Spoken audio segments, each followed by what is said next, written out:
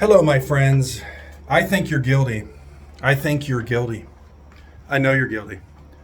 And you say, well, how can you tell? I just sense it, man. I feel it. And I'm just being honest. No, you're not. Honesty means you're being good. You're being true. You're being accurate. You're just being opinionated. You have no facts. You're just guessing. And that's the difference between truth and opinion. Evidence and hearsay, or whatever, things that aren't true. If you understand the difference between truth and opinion, I don't believe you do. I'm not saying, I'm saying I doubt you understand the difference, because we're not very deep people anymore. We're not sure what opinion is. We think everyone in America is allowed to have an opinion. We all can intellectually understand that, but it doesn't mean you're telling the truth. Truth is fact, it's evidence. And so, and opinion means guessing. That's the synonym. In some places it says vain janglings, vain. They're useless, meaningless. It's another word is speculation. People love to speculate, especially teachers of the Bible. They love to tell you what's behind the veil. It says in Deuteronomy, the things that are revealed belong to man. Evidence. The things that, including the scripture, that's a piece of evidence. It's a document. But the things that are hidden belong to God. And the preachers and teachers, they love to tell you, well, this is what heaven's like. I know exactly. I've been there. Or here's what. And it says, no man has ever seen what God has prepared for those who love him. No man has ever seen it. It's beyond what you can tell. And so, but people love opinions. You know, in America, they used to have news when I was young. Now they have opinion pieces. Some of them are nice enough to tell you it's just an opinion. Here's what I think. That's why I started out this whole video, Chad. I think. Because one definition of opinion is just what you think. It's in your brain. It's not out here in the culture. Okay? And sometimes it's okay to have an opinion. There are opinions that I can't eat meat. I can eat meat. But I had a daughter that couldn't eat meat when she was young. It stunned me. I didn't correct her, rebuke her, chide her, didn't make fun of her once. And years later, she decided to eat meat again. While we're eating a burger, I said, aren't you glad I didn't criticize you? And I said, it's because the Bible tells me specifically not to do that. That's an acceptable opinion. God's cool with that. God's cool with certain opinions, but other opinions he's trying to destroy. Paul said we're destroying opinions built up against the knowledge of God. So if you don't understand how to handle truth and opinion, and in the context of the gospel and the Bible, opinion means I'm guessing. Even Paul said, look, I don't have a command from the Lord. I have no prophecy, no word from God, but I have an opinion. Here's my opinion. It means it's not binding, that we don't have to follow it. It may or not be good advice. It's not binding, meaning God's not going to judge us on it. So one time at a church, I had a chance to teach for 10 minutes, and I asked them I had a Christian vocabulary, a simple Christian vocabulary test, and every one of them, and many, many people got it wrong. I let them define certain terms, non-denominational, a cappella, legalism, rapture, and they all defined it. And these 7 terms, these simple Christian terms.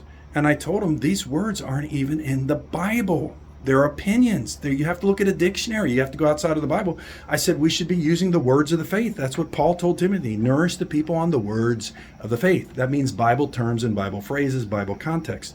Otherwise, we start getting an attitude against other people. Well, I'm non-denominational. You're denominational. I'm non-denominational. They don't even know what they're saying. Denomination means to divide in distinction, to name in distinction from another. So in a sense, every church is denominational. They're divided or named by different than another group. I'm not saying that's right, but that's what it means. So if you can understand the difference between truth and opinion, and it says if you're a Christian, the church is the pillar of the truth, not opinion. I was in a church where I taught against opinions, and the next day they just fought against me and taught you're allowed to, opinions are great, tell us your opinion. They just couldn't wait to tell the whole church, they didn't say my name, but they're just totally teaching exact opposite of what I taught. Because we're not just. That's what this is all about. God needs to be just. He needs to not give you an opinion, because opinions don't matter. Sometimes they only matter if they're conflicting with truth, essential truth. All right? So you think you're a just person, a social justice guy, and that's your major at college? Well, contextually, you're probably not. Your worldview is just take up an issue and the world will love you if you fight for something. Well, there are a lot of things not worth fighting for. Perversions, fighting for perversions, it's totally unrighteous in the sight of God. Have you never heard of Sodom and Gomorrah? What happened to them? By God, he came down and saw it. He didn't just know it, he could see it from heaven, but he came down with angels. And the Lord was, angels went there and they looked and they saw it and they experienced it. Right? So, you want to be righteous, you've got to understand the difference between truth and opinion. Truth is fact. It's not nonfiction. Opinion is theory. Science is a bunch of theories. It's an opinion. They're guessing, but they make it doctrine, and they won't even hire you in a college if you think the earth had a creator. They won't hire you. You have to subscribe to their theory that they all agree with, that the earth didn't have a creator. It just kind of happened. It was on the backs of crystals, or it had an explosion.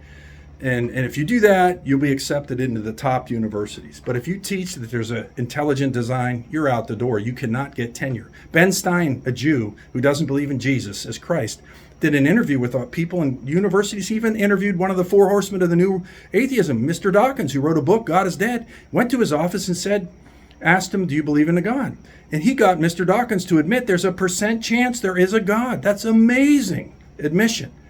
But he was, this intelligent design was all about that video. It was about whether you could teach in colleges. It's called expelled. It means that professors that teach intelligent design cannot get tenure. They cannot become longtime teachers at a college. So that's how bad opinion is. Opinion has taken over. And if you can understand the difference between the two, you might be able to speak the truth and not just guess. Because in God's economy and God's vision and God's worldview and his religion, you're totally wrong if you're an opinionated person. God's people are supposed to be a pillar of the truth because God is the truth. Jesus said, I am the truth. He said, I came to bear witness of the truth. And Pilate said, what's truth? He disputed Jesus' definition and worldview of truth. Everybody does that today. Even in churches, Christian churches, just preaching opinions. So, if you can figure out truth and opinion, you're pretty much golden. You can be a good judge. There are other aspects to it. Now, I will mention another thing for the sake of Christians here. I'm speaking specifically to Christians, not just atheists or anybody else that's interested in good character. Because character exists before the Bible. Because God existed before the Bible and before the world. That's where it comes from. Anybody can have good character. Not all good character. It's hard.